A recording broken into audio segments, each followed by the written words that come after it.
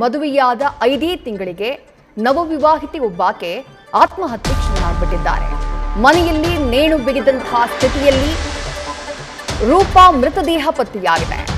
ಗಂಡನ ಅನುಮಾನಕ್ಕೆ ರೂಪಾ ಆತ್ಮಹತ್ಯೆ ಮಾಡಿಕೊಂಡ್ಲ, ಇಂಥದ್ದೊಂದು ಆರೋಪ ಕೇಳಿಬರ್ತಾ ಇದೆ. ರೂಪಾ ಕುಟುಂಬಸ್ಥರು ಮುನಿರಾಜು ವಿರುದ್ಧ ಕೊಲೆಯ ಆರೋಪವನ್ನ ಮಾಡ್ತಿದ್ದಾರೆ. ನಮ್ಮಗಳನ್ನ ಕೊಲೆ ಮಾಡಿ ಈ ರೀತಿ ನೇಣಿಗೆ ಸಿಕ್ಕಾಕ್ಸಿ ಅದಾದ ನಂತರ ಆತ್ಮಹತ್ಯೆ ಅನ್ನೋ ರೀತಿ ಬಿಂಬಿಸುವಂತಹ ಪ್ರಯತ್ನ ಆಗ್ತಾ ಇದೆ ಅನ್ನುವಂತಹ ಆರೋಪವನ್ನ ರೂಪಾ ಕುಟುಂಬಸ್ಥರು ಮಾಡ್ತಿದ್ದಾರೆ. ದೊಡ್ಡಬಳ್ಳಾಪುರ ಮೂಲದ 30 ವರ್ಷದ ರೂಪಾ ಮೃತ ದುರ್ದೈವಿ. ಚಿಕ್ಕಬಳ್ಳಾಪುರ ತಾಲೂಕಿನ ಹೊನ್ನೇನಹಳ್ಳಿಯಲ್ಲಿ ಈ ಘಟನೆ ನಡೆದಿರುವುದು. ಮನೆಯಲ್ಲಿ ನೇಣಿಗೆ ಶರಣಾದ ರೀತಿಯಲ್ಲಿ ರೂಪಾ ಮೃತದೇಹ ಪತ್ತೆಯಾಗಿದೆ. ಮೃತದೇಹವನ್ನ ಸದ್ಯ ಚಿಕ್ಕಬಳ್ಳಾಪುರ ಜಿಲ್ಲಾಸ್ಪತ್ರೆಗೆ ಮರಣೋತ್ತರ ಪರೀಕ್ಷೆಗಾಗಿ ರವಾನೆ ಮಾಡಲಾಗಿದೆ.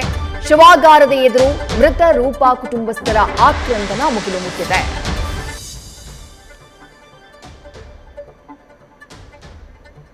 ಮತ್ತಷ್ಟು ಡೀಟೇಲ್ಸ್ ನಮ್ಮ ಪ್ರತಿನಿಧಿ ಸುರೇಶ್ ನೀಡ್ತಾ ಹೋಗ್ತಾರೆ. ಸುರೇಶ್, ಕೇವಲ 5 ತಿಂಗಳ ಹಿಂದೆ ಮದುವೆ, ಮನೆಯವರ ಸಮ್ಮುಖದಲ್ಲಾದಂತಹ ಮದುವೆ, ಆ ಖುಷಿ ನವವಿವಾಹಿತೆಯ ಮುಖದಲ್ಲಿ ಕಾಣಿಸ್ತಾ ಇದೆ. ಆದ್ರೆ 5 ತಿಂಗಳಿಗೆ ಏನಾಗ್ಬಿಡ್ತು? ಸಾವಿನ ಬಗ್ಗೆ ಕಾಡ್ತಾ ಇರುವಂತಹ ಅನುಮಾನಗಳು ಏನು, ಕೇಳ್ಬರ್ತಾ ಇರುವಂತಹ ಆರೋಪ ಏನು ಸುರೇಶ್? ಖಂಡಿತ ಜಾಸ್ತಿ ಒಂದು ನಿಜಕ್ಕೂ ಒಂಥರ ಮನಕಲುಕುವಂತ ಘಟನೆ ಇದು. ಏನು ಚಿಕ್ಕಬಳ್ಳಾಪುರ ತಾಲೂಕಿನ ಹೊನ್ನೇನಹಳ್ಳಿ ಗ್ರಾಮದ ಮುನಿರಾಜ್ ಎನ್ನುವರಿಗೆ, ಏನು ದೊಡ್ಡಬಳ್ಳಾಪುರ ತಾಲೂಕಿನ ಬಾಶೆಟ್ಟಹಳ್ಳಿ ಗ್ರಾಮದ ರೂಪಾ ಎನ್ನುವರಿಗೆ 5 ತಿಂಗಳ ಹಿಂದೆ ಮದುವೆ ಮಾಡಿರ್ತಾರೆ. ಏನು ಇತ್ತೀಚೆಗೆ ಗಂಡ ಮುನಿರಾಜು ರೂಪ ಮೇಲೆ ಸಾಕಷ್ಟು ಅನುಮಾನ ವ್ಯಕ್ತಪಡಿಸ್ತಿದ್ದ, ಬೇರೆ ಬೇರೆ ರೀತಿಯಲ್ಲಿ ಆಕೆಗೆ ಮಾನಸಿಕ ಚಿತ್ರಹಿಂಸೆ ಕೊಡ್ತಿದ್ದ ಅಂತ ಹೇಳಿ ರೂಪ ಪೋಷಕರು ಆರೋಪಿಸಿರ್ತಕ್ಕಂಥದ್ದು. ಏನು ಮನೆಯಲ್ಲೇ ನೇಣು ಬಿಗಿದ ಸ್ಥಿತಿಯಲ್ಲಿ ಶವ ಪತ್ತೆಯಾಗಿರೋದ್ರಿಂದ ಆಕೆಯನ್ನ ಕೊಲೆ ಮಾಡಿ ನೇಣಿಗೆ ಹಾಕಿದ್ದಾರೆ ಅಂತ ಹೇಳಿ ಈಗ ರೂಪ ಪೋಷಕರು ಆರೋಪಿಸ್ತಾ ಇರ್ತಕ್ಕಂಥದ್ದು.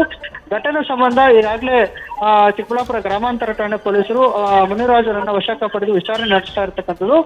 ಇದು ಕೊಲೆ ಪ್ರಕರಣ ದಾಖಲಿಸಬೇಕು ಅಂತ ಹೇಳಿ ಏನು ರೂಪ ಪೋಷಕರು ಏನು ಶವಾಗಾರದ ಮುಂದೆ ಒಂದು ಆಕ್ರೋಶಕ್ಕನ್ನ ವ್ಯಕ್ತಪಡಿಸ್ತಾ ಇರ್ತಕ್ಕಂಥದ್ದು. ಥ್ಯಾಂಕ್ ಯು ಸುರೇಶ್ ತಮ್ಮೆಲ್ಲ ಡೀಟೇಲ್ಸ್ಗೆ.